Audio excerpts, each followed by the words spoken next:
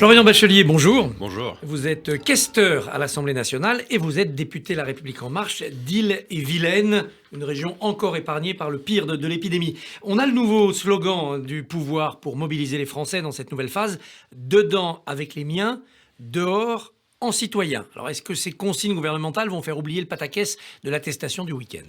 Moi, je préfère un slogan encore plus simple qui est vacciner, vacciner, vacciner. Je pense Encore faut-il avoir des doses ? Encore faut-il avoir des doses, et c'est ce sur quoi nous nous battons. Là, nous avons des 13 millions de doses qui vont arriver, qui ont été annoncées hier. Il y a la mise en place des 35 vaccinodromes, et je crois que ça va vraiment dans le bon sens et ça va permettre d'accélérer pour de bon la campagne vaccinale. Et la réalité, c'est qu'il n'y a que de cette façon que nous sortirons de l'ornière sanitaire que le pays et puis le monde en réalité connaît.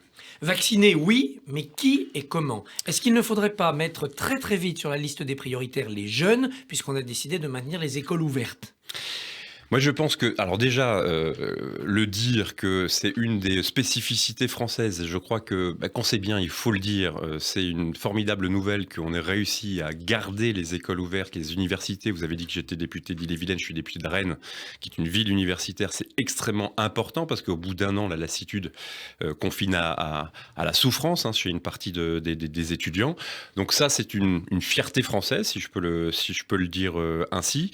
Après, c'est, comme vous l'avez dit, c'est dans l'ordre hiérarchique des attributions de doses ont été ciblées en priorité les personnes âgées, les plus fragiles, les soignants. Je pense que les enseignants doivent être aussi prioritaires.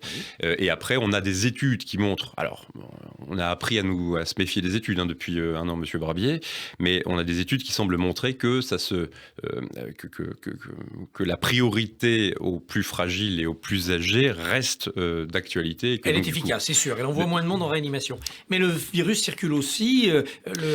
Oui, ce qui professeur Fontanet le disait, par les jeunes, 30% de risque en plus si vous avez un collégien chez vous. Bien sûr. Après, c'est la prise de conscience. Enfin, je pense qu'au bout d'un an, au-delà des slogans qui peuvent faire sourire parfois, au-delà des slogans, on a appris à vivre avec ce virus.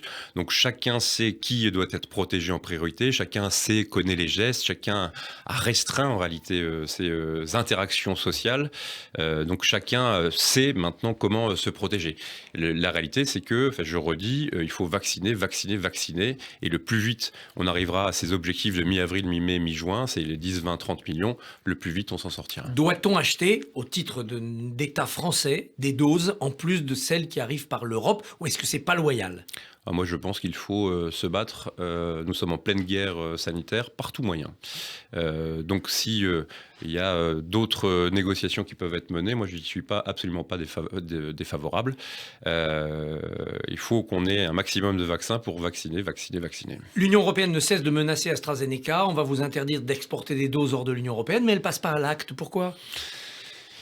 Il y aura des leçons, je crois, à tirer de cet épisode, aussi au niveau européen. Je pense qu'il y a une négociation qui a été menée, qui a montré ses effets extrêmement positifs sur la capacité à déployer une solution, à être équitable, à mettre en place et au-devant une forme de solidarité entre les États membres. Mais c'est lent, et c'est naïf. Et puis un coup, mais c'est lent, et puis parfois, ça peut sembler un petit peu en deçà de l'effort que nous devons mener pour vacciner.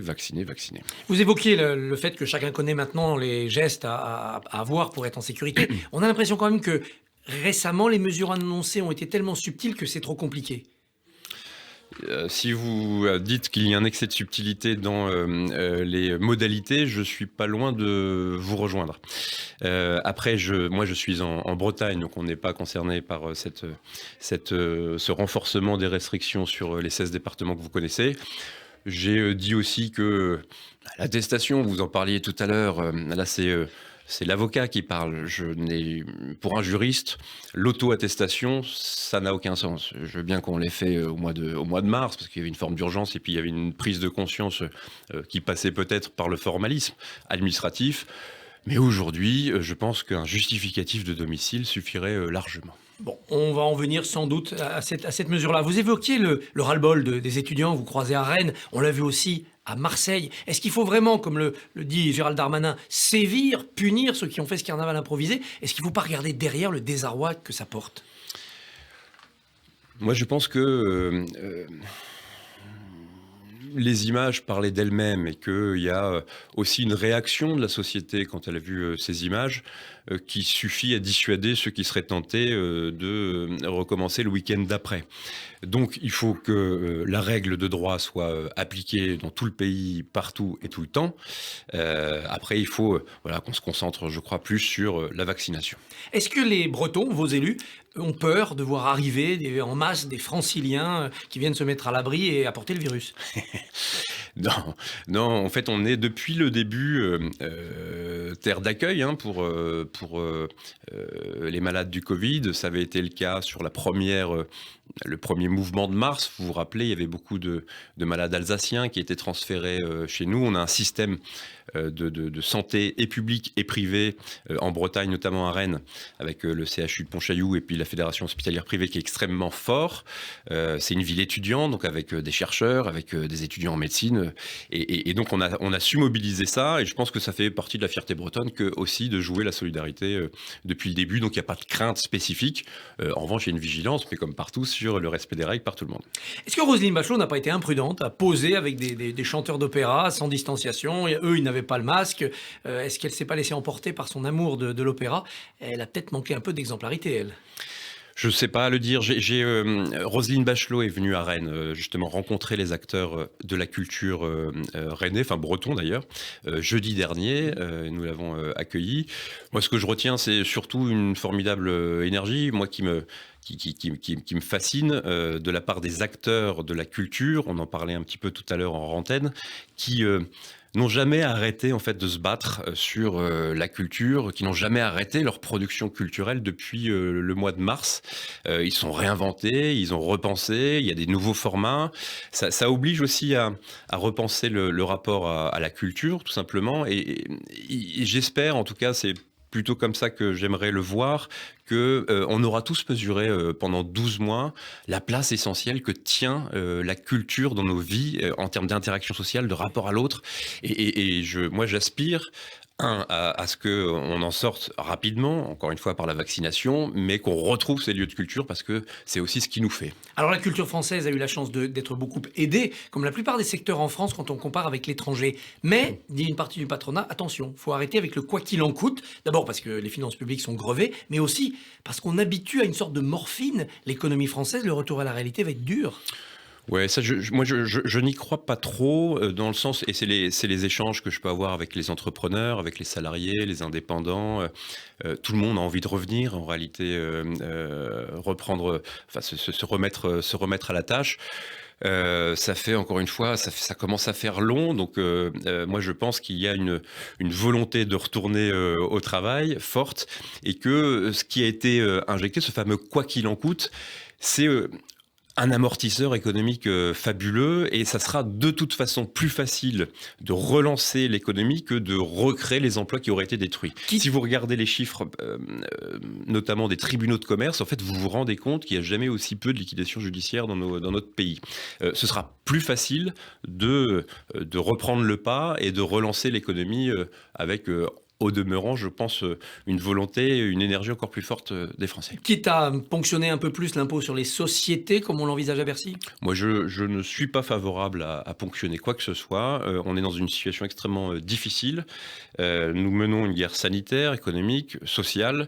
C'est pas le moment de parler de prélèvement. Il n'y aura pas d'impôt sur le Covid. En tout cas, moi, je me battrai contre. On verra, il sera toujours temps de voir comment est-ce que nous reprenons l'économie, comment est-ce que l'épargne est consommée, employée, et voir après les règlements. Mais c'est pas le moment de mettre dans l'esprit des Français, je crois, le moindre prélèvement supplémentaire. Le prix à payer, justement, on parlait de lassitude tout à l'heure, depuis 12 mois, il est extrêmement fort. Donc voilà, mobilisons-nous pour la suite, mais... Vous êtes questeur de l'Assemblée. Est-ce que vous comprenez ceux qui disent que le Parlement a été tenu à l'écart? Le Conseil de défense, l'état d'urgence, finalement, ça se passe plus au Parlement. Eh bien, ça veut dire qu'ils ne suivent pas suffisamment la chaîne parlementaire, parce que vous vous rendez compte que les débats ont été incessants. Je peux vous dire, il suffit de regarder les cernes sur, pas juste mon visage, mais sur l'ensemble des visages de mes collègues, de l'opposition et de la majorité confondus. Tout le monde est au travail. On avait fait le choix en mars, rappelez-vous, alors qu'on était quasiment un cluster qui ne disait pas son nom, de maintenir l'activité, la continuité de l'activité parlementaire. Il y a eu des débats sur la stratégie vaccinale, notamment le 16 décembre, si je ne dis pas de bêtises, où j'avais d'ailleurs remarqué qu'il y avait seulement 16 députés de l'opposition qui étaient présents. Il y a des allers-retours incessants entre l'exécutif et le Parlement. Après, c'est pas ce que j'entends sur les réseaux sociaux et sur les plateaux, mais au Parlement, ça se passe, oui. Ça se passe. La démocratie fonctionne donc. Est-ce que vous êtes favorable à la tenue des régionales le 13 et le 20 juin, comme prévu ? Tout dépend de la façon dont évoluera justement le déploiement de la stratégie vaccinale. Moi, je suis favorable à ce qu'on maintienne les dates d'élection. Les autres pays votent, hein. C'est ce que je vois, et je crois que ce serait difficile d'expliquer qu'on ne puisse pas le faire ici. Après, ça dépendra de l'évolution de la situation. Mais moi, j'y suis extrêmement favorable, oui. Alors ça se tend en Bretagne entre ceux qui faisaient une majorité venant de la gauche et d'autres venant d'En Marche. Ça se tend dans d'autres régions. Est-ce que la République En Marche garde une capacité d'alliance au second tour, un peu partout, avec la droite en Provence ou en Île-de-France, avec la gauche en Bretagne? Ou bien est-ce que vous allez devoir aller chacun, tout seul, vous, isolé, jusqu'au bout? Et moi, je crois que, et si je regarde la région Bretagne, la plus forte dynamique aujourd'hui dans une campagne électorale régionale qui s'annonce, c'est celle du candidat soutenu par la majorité présidentielle, qui est capable de rassembler de la gauche au centre droit, en passant par les écologistes de la raison. Contre le président sortant? Non, c'est pas contre le président sortant. Je pense que moi, je me suis engagé, vous l'avez rappelé, en 2017 sur un combat politique qui consistait à dire qu'il fallait qu'on sorte du piège de l'alternance gauche-droite, en se disant, en réduisant les débats dans des cases. C'est pas pour faire l'inverse sur les élections locales, et je pense que d'ailleurs les élus locaux sont souvent fondus en même temps depuis bien longtemps. Donc il y a une vraie dynamique en région Bretagne. C'est Thierry Burlot qui se présentera pour la majorité présidentielle élargie. D'ailleurs, même l'UDI, qui n'est pas dans la majorité présidentielle, sera dans la majorité régionale. Et ce qui se passe, vous avez dit que ça se durcissait, voilà, chacun est en face de ses responsabilités. J'ai vu hier que le président Loïc Chénet-Girard retirait les délégations au candidat Thierry Burlot. Je trouve que c'est pas au niveau de la région Bretagne, et puis c'est pas au niveau de la situation dans laquelle on se trouve. On est en crise sanitaire, économique, sociale, environnementale. Il y a des enjeux forts. Faut être responsable et assumer les combats qui sont les bons. Faut-il, combat bon ou mauvais, faut-il dissoudre l'UNEF qui a tenu des réunions interdites aux Blancs? Moi, je ne suis pas pour la dissolution de l'UNEF. En revanche, je suis pour passer un message très clair, et je pense que c'est le rôle du ministre de l'Enseignement supérieur, de la Recherche et de l'Innovation que de le faire. Il est hors de question que sur le territoire de la République, et au demeurant encore plus dans une université française, que la loi de la République ne s'applique pas. Ce que j'ai vu la semaine dernière, vous faites référence à cette chose, qui n'est pas la gloire de l'UNEF, bien au contraire, doit juste ne plus jamais exister. C'est insupportable, inadmissible. Florian Bachelier, merci, bonne journée. Merci.